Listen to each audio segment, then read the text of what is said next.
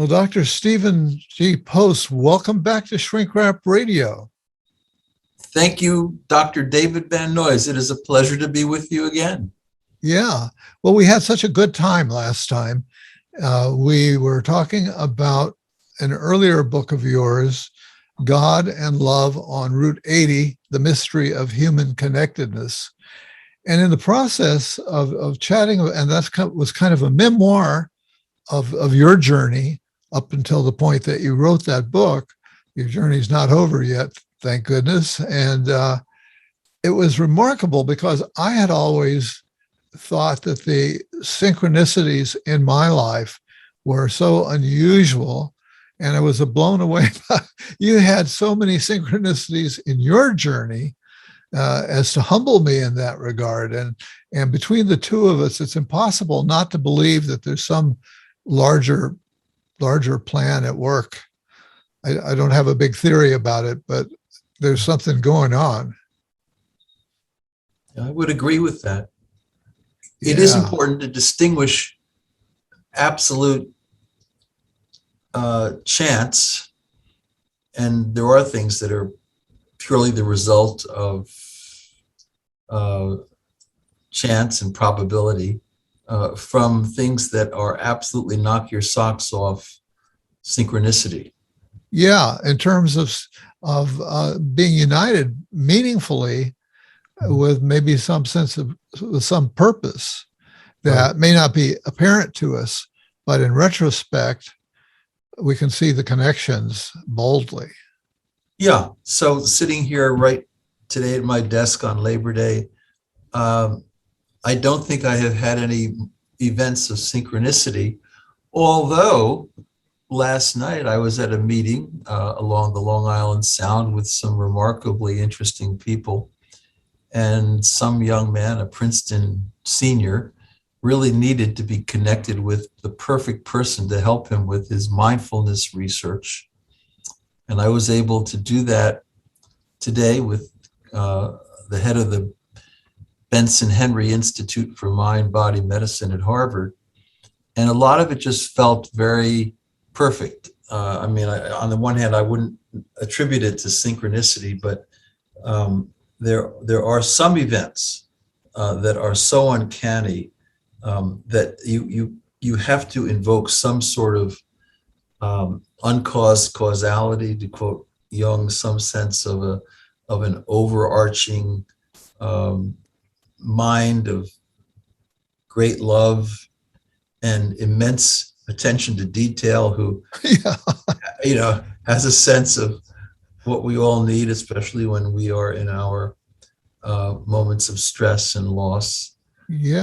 So I do think that we are cherished, and that's what God and Love on Route 80 is about. It's really a series of episodes of synchronicity that shaped my life very powerfully from about the age of 15. Yes. Once again, I'll refer listeners and viewers to that book. It's just a wonderful book. But today we're here to talk about a subsequent book, which is titled Dignity for Deeply Forgetful People. I like that phrase, deeply forgetful people. That's such a kind way to put it.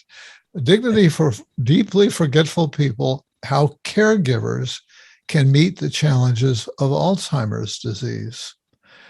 And once again, you've written a very remarkable book. And this, I didn't realize it, but looking at your biography, you've been working in the field of Alzheimer's for quite a few years, right? Well, yes, very much so. I hate to say it, but 30 years. Okay. Yeah. Wow. I went out to Case Western in 1988 from Fordham, specifically to the medical school to work with neurologists and with deeply forgetful individuals. And that was a really wonderful springboard to develop fresh ideas and even a fresh language. So, right, deeply forgetful, because dementia to me, David, is a purely negative concept. It is a decline from a former mental state. Whereas deeply forgetful is more, I'll say, almost mystical in its intonations, in the sense Huh. that, we all do have moments of surprising forgetfulness that we struggle with a little bit. It's one thing to forget that you have a car parked in a certain place. It's another thing to forget that you have a car in the parking lot. Um, you know, people get older and realize the frailty of memory and cognitive lucidity. We evaluate people. We include them under the protective umbrella of do no harm, because they have sharp reasoning skills. But that's very, very exclusive and ultimately somewhat dangerous, and can result in some very, very tragic incidents in history. Uh, and those incidents have been quite widespread. And do I So, recall that your doctorate is in philosophy? yeah, Yeah, philosophy and also some psychology. Csikszentmihalyi was out there in Chicago at the time doing flow. yeah, But I was also working a bit with the divinity school people in world religions. So yes. And LAI, yeah, yeah, and so your work is. I'm sorry to keep jumping in here. that's good. Uh, your work is really focused a lot on ethical dimensions, Yeah, and, and and it, the book it follows the ethical quandaries that arise from diagnosis all the way to dying in the progression of uh, dementia of the Alzheimer's type.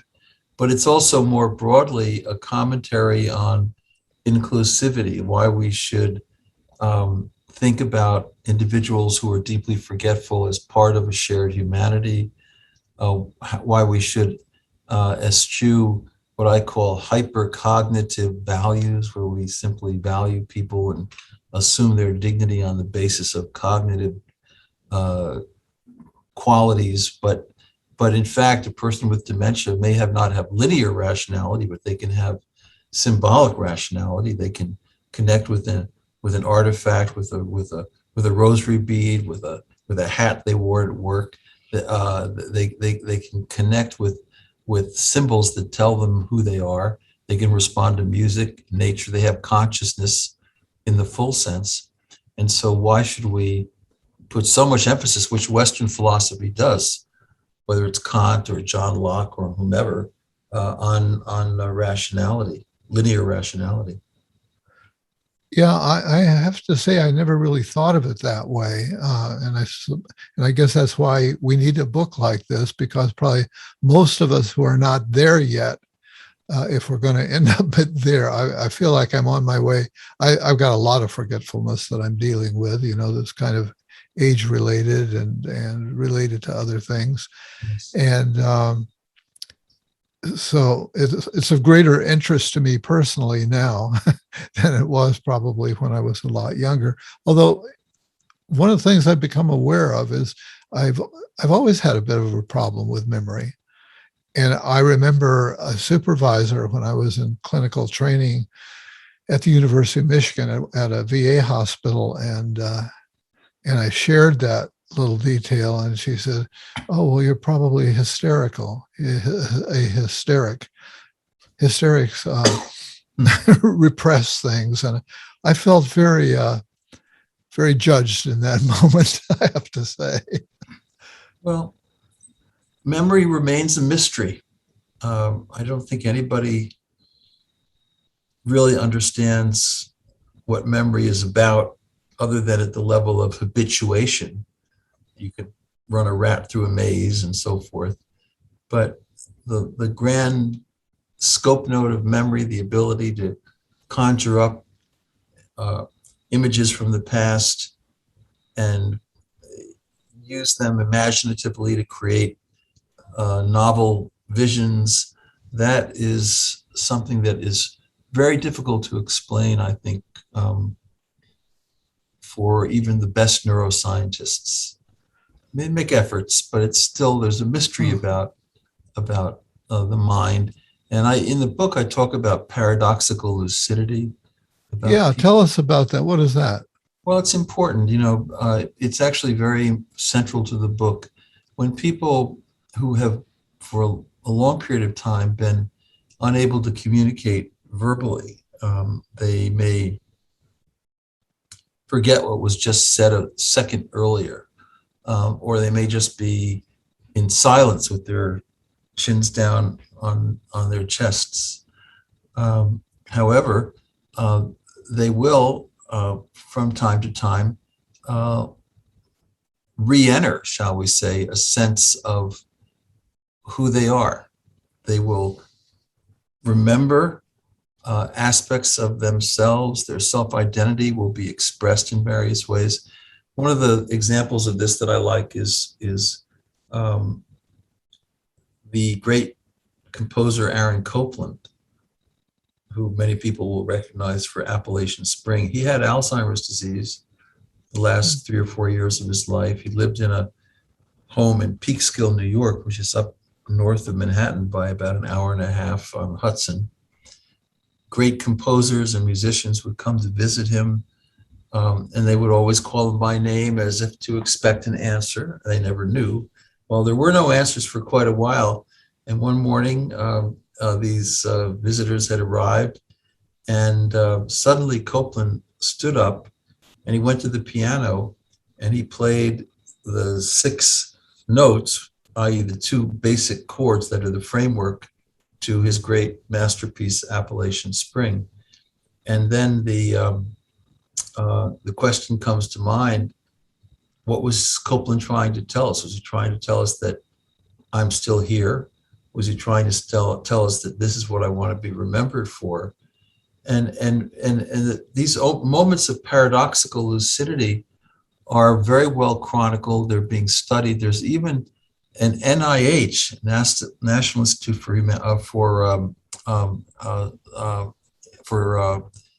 minute, the NIH, National Institute for No, it's not humanities. It's health. Yeah, the Health, NIH. health, yeah, Yeah, I'm health, sorry. What am I thinking? The NIH, yeah. the National Institute for Aging, put out Oh, an RFP, or request for proposals, for people to study paradoxical lucidity. This was a couple of years ago. And they think they can learn a lot about the nature of dementia and Alzheimer's by examining individuals in these moments of lucidity.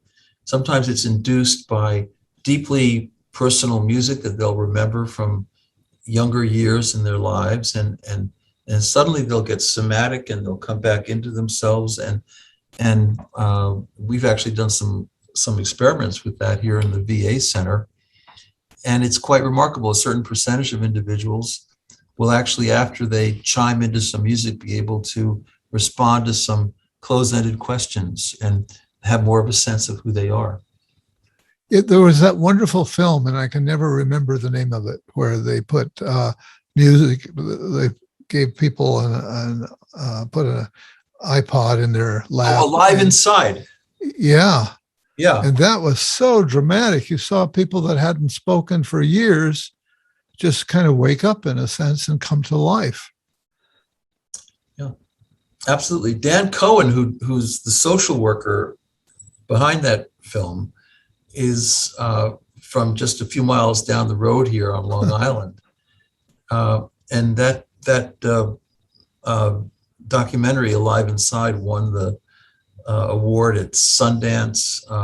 It's had a lot of influence around the country, and now people really do use personalized music therapeutically.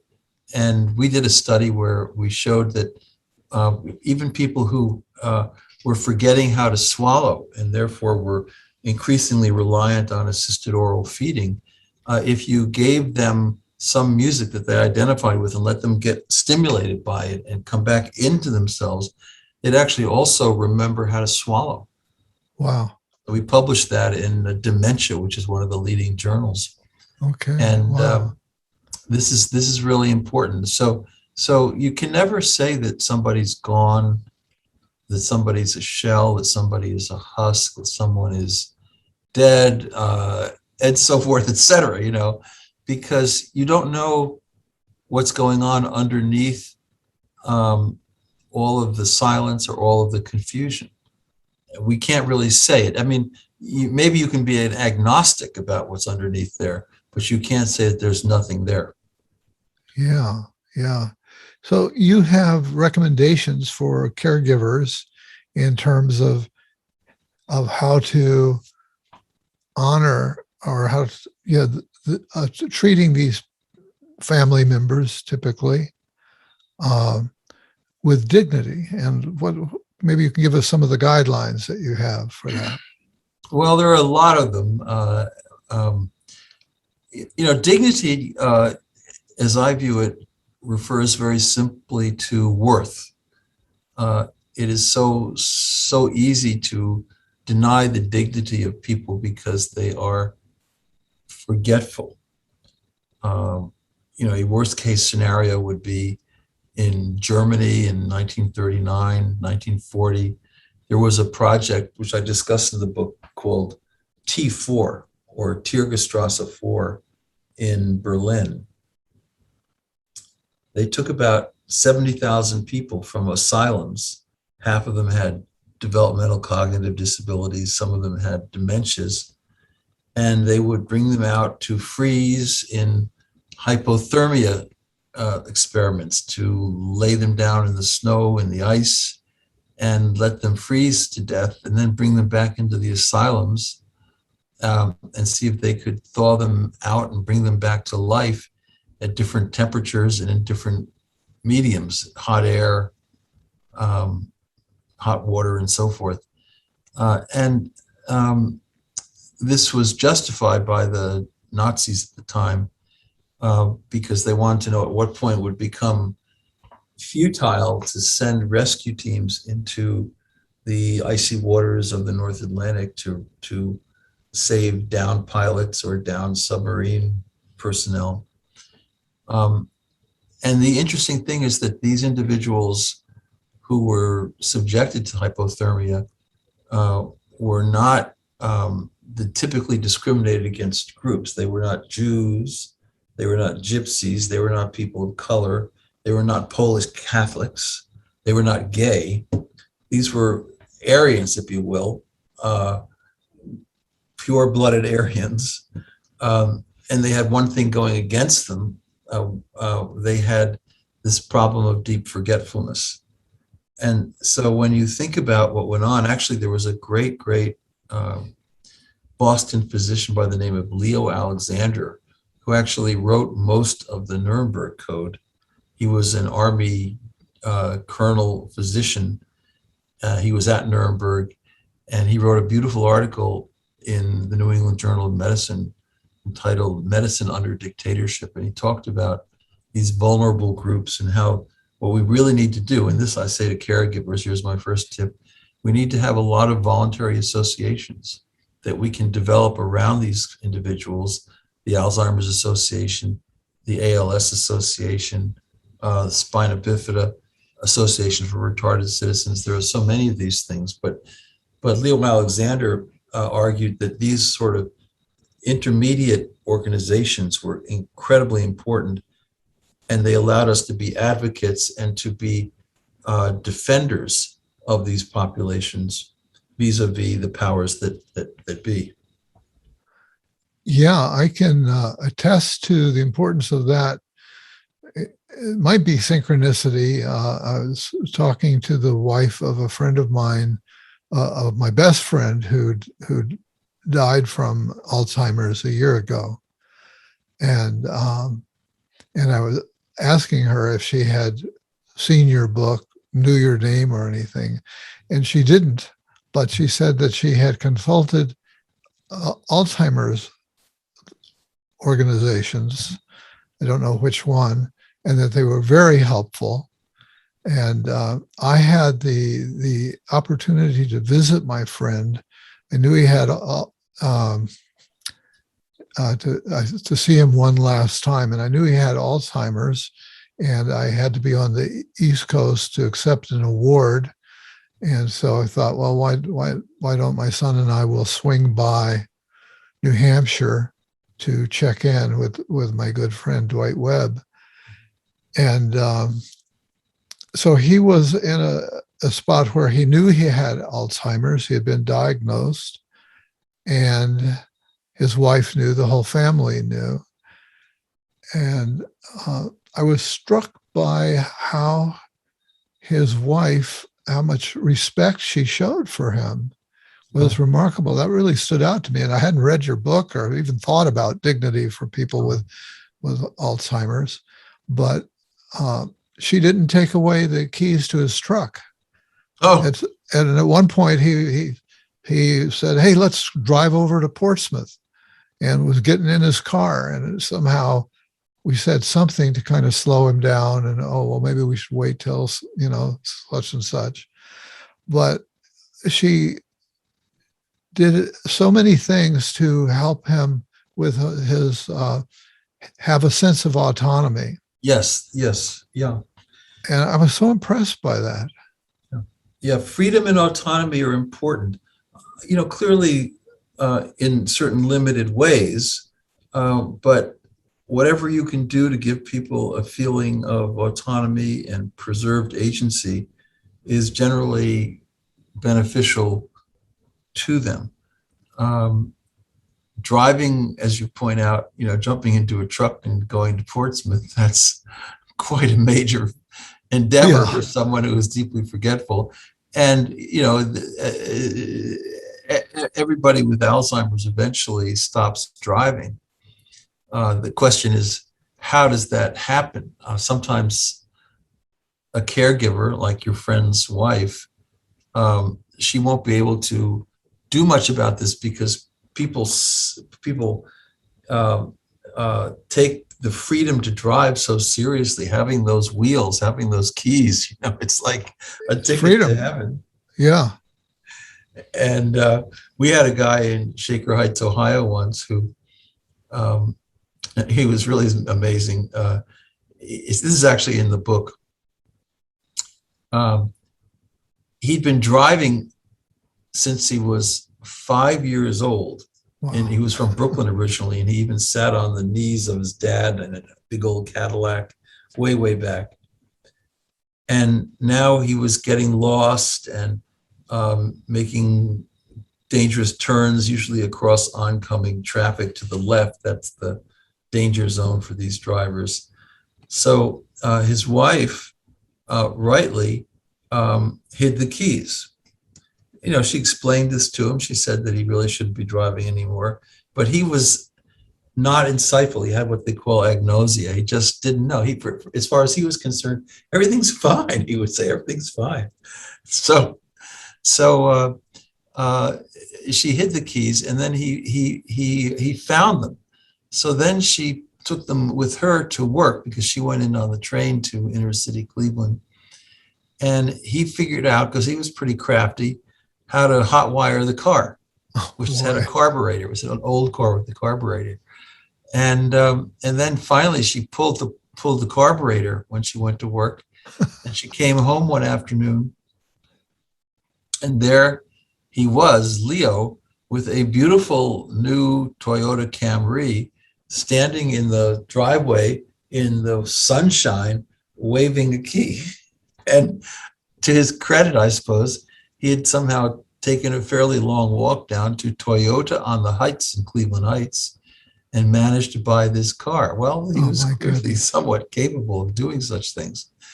But she eventually, she took it back to the car dealer, and they realized that this was not something they wanted to continue on. So he was able to return the car. They were able to return the car. Yeah. But it gives you an example of how one of the best things that a doctor can do. So if a person with dementia really is just adamant, I've got to drive, you need to be able to go to a doctor and say, would you write a prescription saying do not drive? And that often helps. Some doctors are ambivalent about it, but it can be very helpful. So it becomes more of a medical prescription and less of a family argument. Yeah. Well, yeah. My friend Leslie, the wife of my friend Dwight, shared with me just yesterday. It's funny to talk about synchronicities is that we connected after not speaking for a year or more, different sides of the country and so on. And we both had this impulse to reach out to each other. She didn't know I was going to be talking to you or anything about that. And I was telling her how impressed I was by some of the strategies that she came up with. She was sharing that one of the challenges was that she needed help around the house. He couldn't do the things he used to do to take care of the property and so on, to fix things, etc. And but he didn't want to have any strangers in the house. He felt like his space was being threatened and invaded when any stranger came into the house. And at one point too, she was able to get some grad students in a program at the university, the nearby university, to come and spend time with him, to kind of mind him, if you will. And he would refer to them as babysitters, and in a deprecating way. Yeah. And she very cleverly said, well, you have a lot to teach. You've been a professor all these years, and why don't you teach them these, So he would give them a piano lesson. And so then that gave him a basis to have them in the house. Oh, right. Well, I that's thought a that was very so nice clever. strategy. Very meaningful. Yeah. Did your friend, was he able to communicate surprisingly? I call hope being open to surprises, because you just never know on any given morning what kinds of expressions will be there that you thought were impossible. The thing that was really impressive is that his core personality was still there, of being a positive person who was positive about life and very loving. And that was there. Yeah. And we had the opportunity to go out to restaurants and do a variety of things. And yet this friend of mine he was a wonderful musician, and we used to make folk music together. And at one point he picked up his guitar and he couldn't tune it. And I saw him struggle trying to tune the guitar, which was painful to see. So you see that kind of loss was there. And yet this beautiful personality was still there, the sparkle in his eyes, and a sense of joy and some appreciation of nature. Yeah. Well, appreciation of nature. So, playing a musical instrument requires, although some of this is somatic memory, people's muscles remember how to play things, but it requires a certain level of cognitive dexterity, if you will.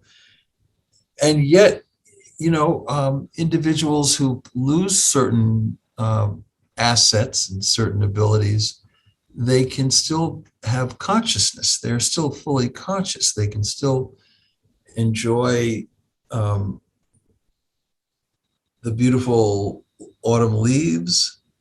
They can be very creative. They can sketch. Sometimes it looks chaotic, but occasionally it will be coherent. In the book, I talk about a man at an Alzheimer's art program who was doing pencil on paper every morning, and it was pretty crazy.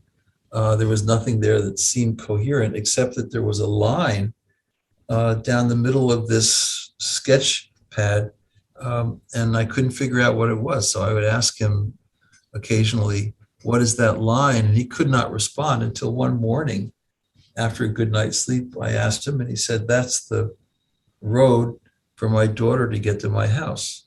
Oh, yeah. So that's what I mean by paradoxical lucidity. It's paradoxical because you don't necessarily think it's there, but you can never say it isn't. Yeah. Yeah.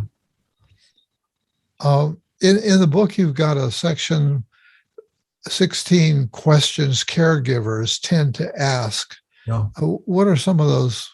What are some of the main questions that come to mind? Well, I mean, all of the big questions, when to limit autonomy and how to do it, advanced directives, um, many things, including end of life type questions. Do I want to use a feeding peg on a loved one who's 90 and in severe Alzheimer's? I would say probably not. Assisted oral feeding is a better option. So these are things that come up. Do you want to continue treating an individual who has uh, cardiac conditions, even as he or she gets deep into dementia, or can you just put that treatment on the shelf and let come what may with the heart? Or what about diabetes? Can you determine that you no longer want to provide insulin? Those are important questions. What about someone who's being treated for cancer? They become severely demented. Do you want to continue to treat them with chemotherapy? I would say probably not. But these are very complicated questions. And of course, the granddaddy of them all is,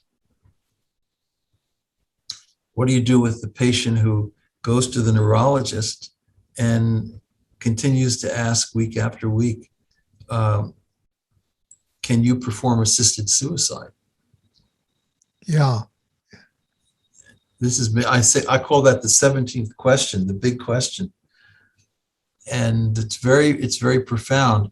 In Ohio, I never advocated for what I call preemptive assisted suicide, where but of course in the Netherlands, there's a word ontluistering, which means self-effacement. And if people don't want to go through the self-effacement of a progressive dementia, while they still have the capacity, they can request assisted suicide. And it does happen with about 5 to 10% of individuals. I mean, it's surprisingly low because you might think that many would be interested. But it turns out, I think that, this is the only life they've got, and maybe they're willing to hang on. But I think it's very interesting. I wrote an article with people from UCSF about 2 years ago about a fellow who was a street clown in San Francisco. Someone who would stand on the library steps and perform or whatever. And he had Alzheimer's disease. He was what's called a live alone. About a quarter of people with Alzheimer's have no families these days. I mean, families have, to some degree, fallen on hard times. So there are a lot of people out there on their own. So this gentleman who was on a research protocol very much wanted to go to Sweden and enter a program called Dignitas, where he would be euthanized. He would be not just left untreated, but he would actually be euthanized. In other words, given a toxin, and he would be killed in that sense. So I was commenting on a fellow, again, from San Francisco, who actually did go off to Sweden without the support of the team, but he had enough capacity, enough resources to do that. And presumably, since he never came back, he died over there. So that's, sort of tourist euthanasia.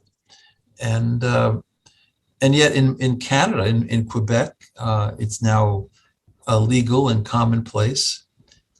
In the US, there's no place where that's legal, not even in Oregon or Washington, where assisted suicide is legal, but it's only legal if you're still competent 6 months before a likely death. If you're still able to exercise your freedom of choice, and two doctors acknowledge that you probably have something like 6 months to live, you can make a decision for assisted suicide, and someone will give you 40 Secanols and whatever. But the problem is that with Alzheimer's, you can't do that. And it works great for pancreatic cancer, where you know this is a fast-moving metastasis and you're likely going to be dead in X number of months. Then you can exercise your autonomy and request assisted suicide. And the laws were set up really with those kinds of patients in mind. But with Alzheimer's, by the time you're 6 months before dying, you probably lost your capacity to make decisions 2 or 3 or 4 years ago. ALS is a little different. There are people in other, if you look on the list, other than cancer, it's patients with ALS who avail themselves of assisted suicide in the Pacific Northwest. And that's because, they're still quite insightful, and they realize that their breathing is becoming more and more difficult. And at some point they decide, well, I really don't want to be placed on a respirator, given a trach and so forth. So they decide against it, and that does go on. I'm intrigued by your remark about suicide. It wasn't the exact wording that you used, but tourism, suicide tourism. I really think that might become a thing. Oh yeah, yeah. So in Ohio, because I spent 20 years at Case Medical School in Cleveland, and I consulted with a lot of families. In fact, there's a lot of vignettes that are taken from real cases that are in the book, but a lot of families where grandma insisted, I don't want to go through this. She would go to a doctor, and the doctor, the neurologist, would say, well, I can't do this with you. But somehow or another, she would get her sedatives, her jar of sedatives, or whatever it might be, and they would be crushed up, powdered, and then in a home, maybe outside of town, maybe in the countryside, with family around, not the grandchildren, thank heavens, but with others around, adults around. They would, I've actually witnessed this, they would make a kind of a chocolate milkshake out of this, and then everybody would pray and say final meaningful words to each other. And the music would be playing, it might be Bach or whatever, and grandma would say goodbye and swallow this vial full of whatever, and then die, 5 to 7 minutes later. It wasn't horrific. It wasn't as though she was suffering through this event. And in fact, she was doing this as an act of hope, because she felt that she did not want to just confront, 5 or 10 more years of decline. Yeah. And so for her, this was not despair, this was hope. So I've never found myself able to judge anybody for wanting to put their life aside to avoid Alzheimer's. It's very judgmental to say, well, somehow there's something horrifyingly wrong in an objective way about that. I don't think so, but I don't advocate it. I do worry that there isn't enough support for caregivers and for individuals with Alzheimer's in the later years. But of course, in the Netherlands, they have great long-term care. It's all covered. In Canada, they have great long-term care. And so in these places, when someone asks for preemptive assisted suicide, it's not as though somehow they don't have another alternative. In America, you really don't have much of an option, because we have spend down policies. Caregivers in welfare have to spend down into relative poverty before they can have any benefits. Whereas in Canada and most of Europe, they don't do that. They basically say, look, we cover that. Yeah. What about during this time of COVID? There must be some important interaction between the challenges of being a family caregiver or institutional caregiver, et cetera. What there are probably ethical issues aplenty right now.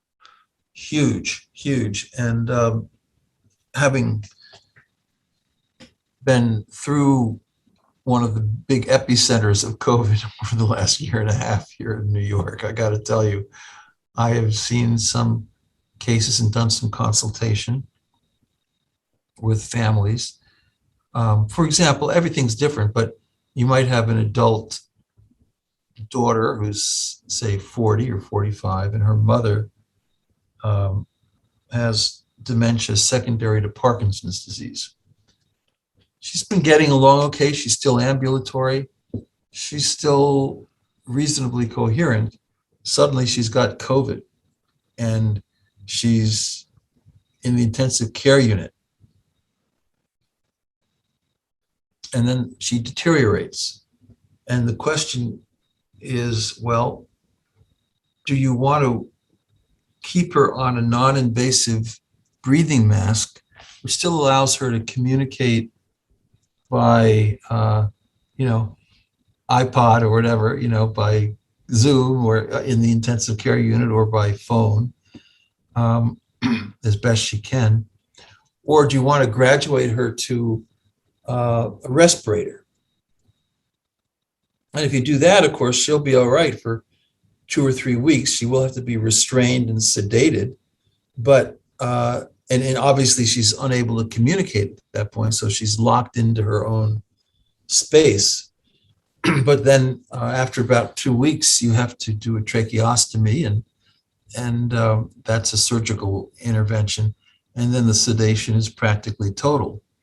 So I think that's the question of an ethical sort. Do you want to just let her go ahead naturally and keep your fingers crossed about that non-invasive breathing mask, be able to communicate with her, let her have a quality of life, or have her, quote unquote, graduate to a respirator where she probably has, at least at that point, it's better now, but probably a 25% chance of ever getting off it alive, and at her age, much less, maybe 10%. But she'll be cut off from any communication with her loved ones. And so, in one particular instance, the daughter insisted, look, this is my mother. My mother should get everything we can give her, full speed ahead. And so as a clinical ethics consultant, my job was to, in a very careful and supportive way, say, look, it is your choice because you're the family surrogate. You have legal rights to make choices about for your mother. However, let's think about this purely from the perspective of compassion. What is she going to go through? And of course, the daughter, she can't go up into the intensive care unit because they're prohibited since they'll get infected. So one just has to sit quietly with the daughter and son-in-law and explain to them what's at stake and what an ordeal this further treatment could easily become. So we always have a problem in America with overtreatment, a clinical ethical problem. We'll do anything in America to save a life from death. And that's why we have so many intensive care units glistening in the sun in the Cleveland Clinic or in San Francisco, wherever it might be. And you need them for certain cases, but we also overtreat. And the overtreatment just really came to a head during COVID, where you have all these people on respirators, and a lot of them honestly don't benefit. Yeah. Well, we've gotten into some very dark areas here, and let me flip it back to ask you about joy, which I think is something you touch on in the book. Yeah. And I'm going again back to my friend Dwight. I'm so glad in retrospect that I got to see him and spend time with him and re-experience that beautiful quality, even though he was in the midst of Alzheimer and he was going downhill. It took about a year, but his wife says it was very graceful that he never lost that quality. Yes. And so talk about the opportunities for joy and connection, say, with family caregivers. Yeah, well, they're very much there. And this is one of the reasons why I'm not an advocate for assisted suicide, because I do think that people with dementia can have quality of lives. You know, our job as caregivers is to assure them greater quality of life. We need to fill in the gaps. We need to accept their decline, but they can still have very rewarding moments. Even in my case with my grandmother, who died of what was probable Alzheimer's years ago, I did assisted oral feeding. I would stop by the nursing home, and it would be applesauce and prune bran and such things. And she could not remember my name. She could not converse. However, there was a lot going on ritualistically in the feeding. And I felt connected with her. I certainly assumed that she was present in some undefined manner. And then every once in a while, out of the blue, she would call me by name. So there was a kind of a joy. It's not a silly, hyperbolic joy, but it's a quiet joy of connecting and sharing love with someone who is cognitively compromised. And I imagine there are sort of small joys, if you will, of just small signs that Yes, that there's a bit of connection, or moments of connection, or moments of some kind of responsiveness. yeah, you have to be a noticer. I actually take that term from Larry Dossey, who, it actually endorsed the book very nicely. But you have to be a noticer. You have to be wanting to notice things. There are lots of behaviors that seem to be completely chaotic, and even somewhat aggressive. But if you think carefully about this individual, maybe they're trying to express something that's really a part of who they are, and they're frustrated by not being able to do that with clarity. I mean, in the book, I tell the story of a fellow at a nursing home in Chardon, Ohio. Chardon, Ohio was about an hour and a half northeast of Cleveland. Dr. Joseph Michael Foley, who was my mentor at Case Western for many years, he was a great neurologist. We drove out to a nursing home called Heather Hill. And we went in there, and there was a special unit for people with probable Alzheimer's. The architecture was unique. The rails and the doors were painted in such a way that people would not stray outwards from the parameters. And we read the bio sketch of a fellow in one of they all had separate bedrooms, on the door of his bedroom. So we knew who Jim was, and we went out into the unit. We asked the nurse, "Who's Jim? Where's Jim?" And she pointed him out to us. And so we went over to Jim, and I called him by name. He couldn't respond, but I took him by the arm, and we sat down. And I asked him, "Jim, how are your sons?" Because on the bio sketch it said he had two sons, and I used their names. He still couldn't connect. It didn't seem that way, but he had a twig that was nicely painted white, and he took this twig and he put it in my hands. He laid it down on my palms, and I was really pretty amazed, because when he did that, he smiled, and if a smile could be electric, the place would have been on fire. And it was very radiant and joyful. And then he said, this, he said, it's really quite remarkable. 3 words, and he hadn't spoken in days or even weeks. He said, God is love. And that shocked me. So I gave him back the twig very peacefully.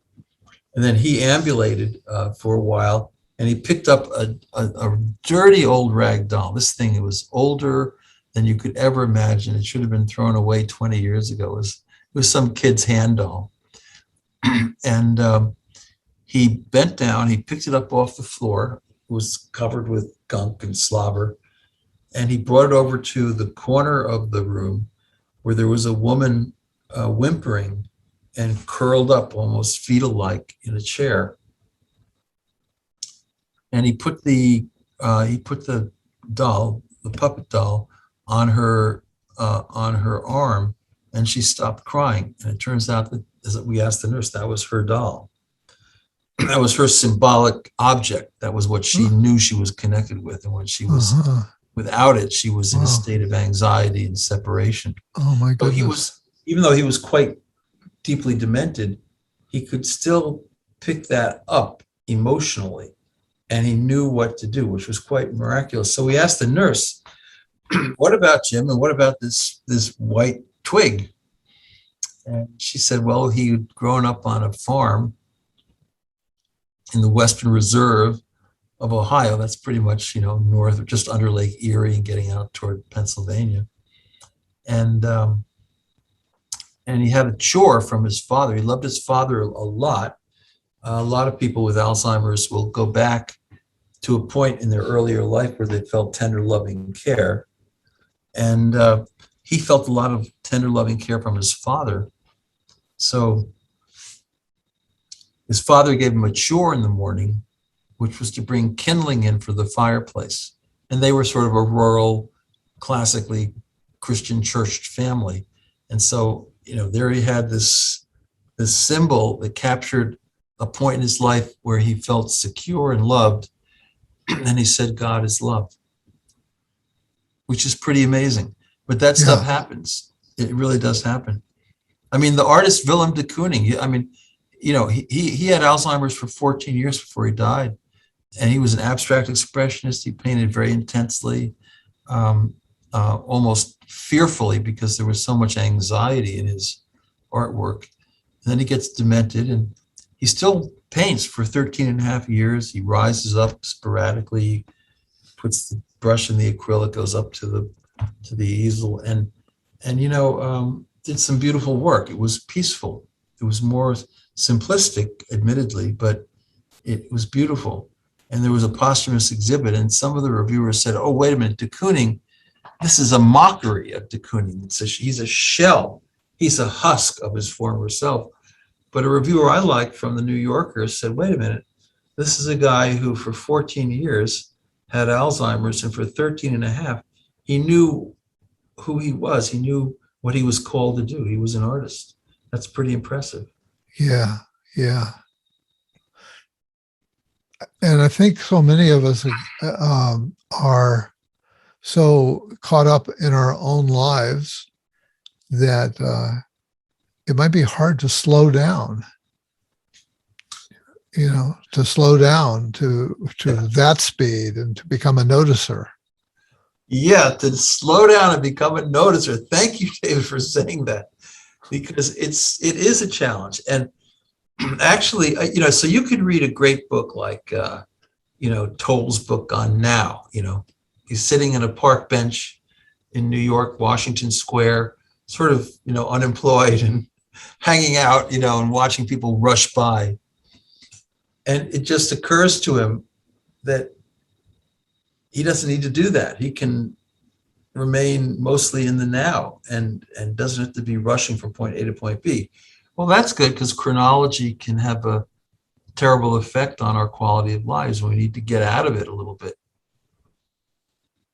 Well, if you're going to spend time with a deeply forgetful person, they have already lost that sort of temporal glue between past and present and future. Although I do think there's a lot more of their continuing self-identity than meets the eye. And what caregivers can do is they can figure out how to bring that out of them through all kinds of devices, from music and dance to reading Robert Frost. I mean, you'd be shocked at how responsive people can be. But they still, they're living in large part in the moment. And so if you're going to spend any time with them, you have to step out of chronological time yourself. You have to leave the rush from point A to point B behind.